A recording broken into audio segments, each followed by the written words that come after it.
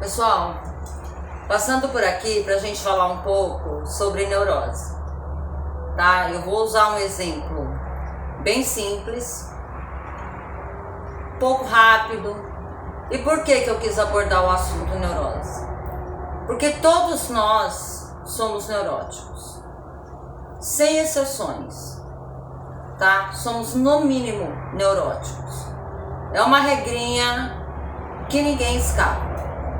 Então eu vou usar um personagem que eu gosto bastante, que eu acho muito interessante, na verdade, que é a Dona Josefa, do livro Crime do Padre Amaro, de Eça de Queiroz. Dona Josefa é interessantíssima. Ela é irmã do cônego da cidade de Leiria, o Padre Mestre. Nunca casou, nunca foi beijada, nunca foi tocada. Então ela idealizou para ela uma santidade que foge realmente do padrão humano. Nós, como seres humanos, não temos preparação nem evolução suficiente para viver esse nível de santidade que a Dona Josefa acreditava que ela tinha. E, lógico, o ego não comporta tanta santidade, né? Não somos preparados para isso. Então, no caso da Dona Josefa, o ego ele foi fazer o trabalhinho dele para resolver um pouco desse problema. E o que acontece? Dona Josefa pega uma pneumonia, sai da cidade, do centro da cidade de Leiria, vai para a área rural da cidade se recuperar numa quinta.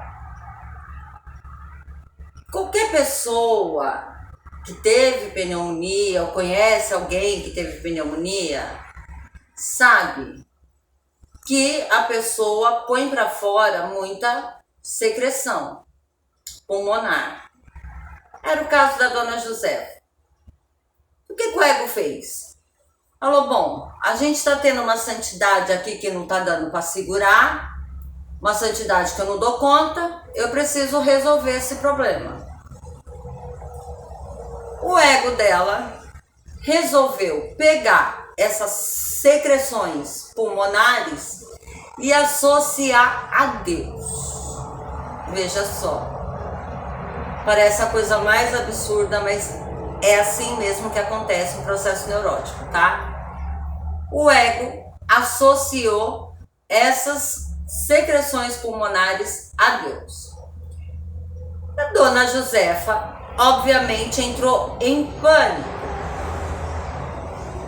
e pediu ajuda para o frade que tinha ali naquela área rural e deixou o frade completamente maluco, sem saber o que fazer.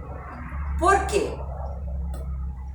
Porque uma vez aquela secreção associada a Deus, quando a secreção vinha, Dona Josefa fazia o quê? Não queria nem cuspir, nem engolir a secreção. Cuspir implicava em cuspir ao próprio Deus. Engolir implicava em defecar a Deus. Gente, é muito engraçado, mas ao mesmo tempo é muito sério. Olha o trabalho do ego para rechaçar aquilo que ele não tolera. Foi instalada ali uma neurose. Isso é uma neurose. E lógico, automaticamente uma perversão. E aí tudo ficou por conta de quem? Do inimigo, que colocava esses pensamentos, lógico, na cabeça dela. Mas o que eu quero que vocês vejam mesmo, a forma como o ego trabalha para poder afastar aquilo que ele não comporta, que ele não tolera. E ele só não comporta, ele só não tolera alguma coisa quando ele realmente não está preparado, não está bem estruturado, tá? Que seja de aspectos externos ou internos, situações internas, conflitos internos, externos. O que ele não tolera, ele vai encontrar uma forma de colocar para fora.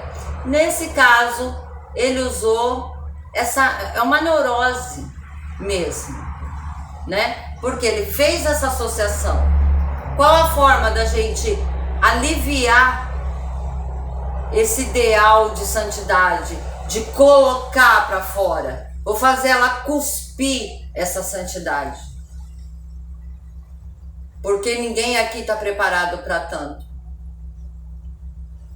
Então vejam que interessante a forma como o nosso psiquismo funciona. Às vezes você entra numas neuras, você fala, caraca, mas por que eu tô assim? É pra saber o que tem por trás. O que você criou, o que você idealizou, o que você elaborou aí na sua cabeça, ou que tipo de conflito você está vivendo para você entrar numa situação dessa como a Dona Josefa. Você está querendo ser santa sem ter condição para isso, então vamos pôr essa santidade para fora. Vamos expelir essa santidade de alguma maneira. E ainda vou perverter, porque eu vou usar o seu Deus para poder colocar isso tudo para fora. Gente, olha só que trabalho interessante. Mas é um processo neurótico, é uma neurose que se formou ali, porque depois ela não conseguia mais. Como sair disso? Como quebrar essa associação que o ego dela fez com a secreção pulmonar que ela estava expelindo, né? Fisicamente ela estava expelindo a secreção pulmonar, mas psiquicamente ela estava expelindo ou engolindo aquela santidade, o ideal dela de santidade, o eu idealizado dela, que colocava ela numa condição de superioridade em relação a todas as outras beatas. E todas elas, na verdade, eram assim. Todas acreditavam que elas tinham um certo grau de santidade, mas nenhuma delas como a Dona Josefa. E foi necessário que fosse instalado esse processo neurótico para o ego dela se aliviar daquilo que ele não conseguia tolerar. Então, gente, muito cuidado aí com que vocês andam idealizando, né? Criando aí na cabecinha de vocês. Nós já nos tornamos neuróticos por natureza, a partir do momento que nós somos forçados a abandonar o nosso eu real para formar um eu ideal, que é o eu que cabe para a sociedade, que é aceito pela sociedade. A partir daí nós já vivemos um processo neurótico, porque nós temos um eu idealizado e um eu que é desprezado. E aí a gente ainda alimenta, idealizando cada vez mais coisas, se formando mais processos neuróticos. E daí vem as necessidades neuróticas, as tendências neuróticas. E a situação vai só piorando, vai formando aquele novelo que é difícil de você desfiar. Tá ok? Vamos pensar um pouquinho. Gente, idealizar menos, realidade, pé no chão, nunca fez mal a ninguém. Abraço.